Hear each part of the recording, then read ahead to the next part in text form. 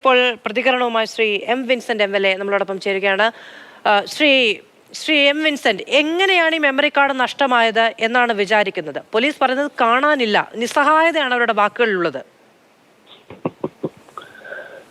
അഖില ലോക തൊഴിലാളി ദിനത്തിൽ 700 രൂപയ്ക്ക് ജോലി ചെയ്യുന്ന ഒരു തൊഴിലാളിയെ കൊടുക്കാൻ പോലീസും സർക്കാർ സംവിധാനങ്ങളും എങ്ങനെയെല്ലാം ഏത് അളവ് വരെയും പോകും എന്നതിന്റെ ഒരു അവസാനത്തെ തെളിവായിട്ടാണ് ഈ മെമ്മറി കാർഡ് കാണാനില്ല എന്നുള്ള കഥയെ നമ്മൾ കാണേണ്ടത്.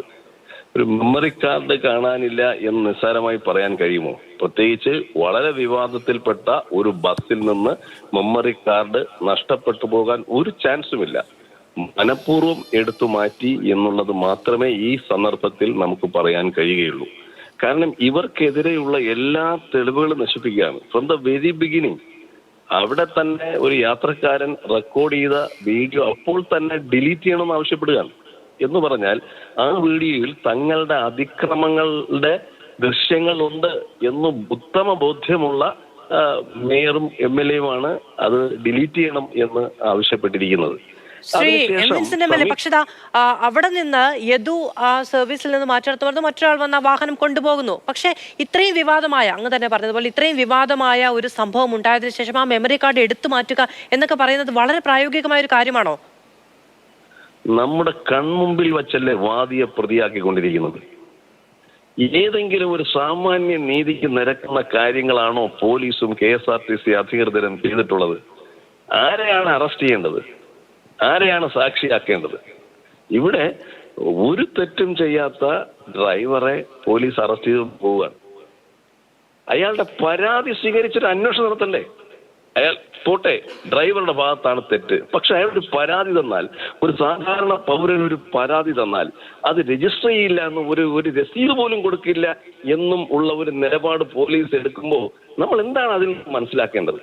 ഒരു സംവിധാനം മുഴുവനും നിന്നുകൊണ്ട് ഇവരെ പ്രൊട്ടക്ട് ചെയ്യാൻ ഇതൊരു സംശയവുമില്ല. മുഖ്യമന്ത്രി ആഭ്യന്തര വകുപ്പിൽ ചുമതല വഹിക്കുന്ന മുഖ്യമന്ത്രിയുടെ ഓഫീസിൽ നിന്നുള്ള പോലീസിന് കിട്ടിയിട്ടുള്ള നേരിട്ടുള്ള നിർദ്ദേശത്തിന്റെ അടിസ്ഥാനത്തിലാണ് പോലീസ് ഈ വിധത്തിലുള്ള നിയമവിരുദ്ധമായ നടപടി സ്വീകരിച്ചുകൊണ്ട് കുറ്റവാളികളെ സംരക്ഷിക്കുന്നതിന് വേണ്ടിയിട്ടുള്ള നടപടി സ്വീകരിക്കുന്നത്.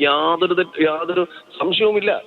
അതിന്റെ ഏറ്റവും അവസാനത്തെ എപ്പിസോഡാണ് നമുക്കിപ്പോ മെമ്മറി കാർഡ് കാണാനില്ല എന്ന് പറയുന്നത്. ഡ്രൈവർ യദു തന്നെ പല ചാനലുകളോടും പറഞ്ഞിട്ടുള്ളത് ആ മെമ്മറി കാർഡ് അവിടെ ഉണ്ടായിരുന്നു എന്നുള്ളതാണ്. പിന്നെ അതങ്ങനെ ആവിയായി പോയോ?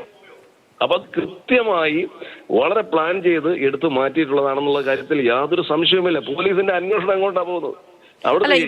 ഈ ഒരു KSRTC ബസ്സിൽ എത്ര ഡ്രൈവർമാർ അതിനുശേഷം ഈ സർവീസിന്റെ ഭാഗമായി എന്നതൊക്കെ വളരെ ചുരുക്കമായിരിക്കുമല്ലോ.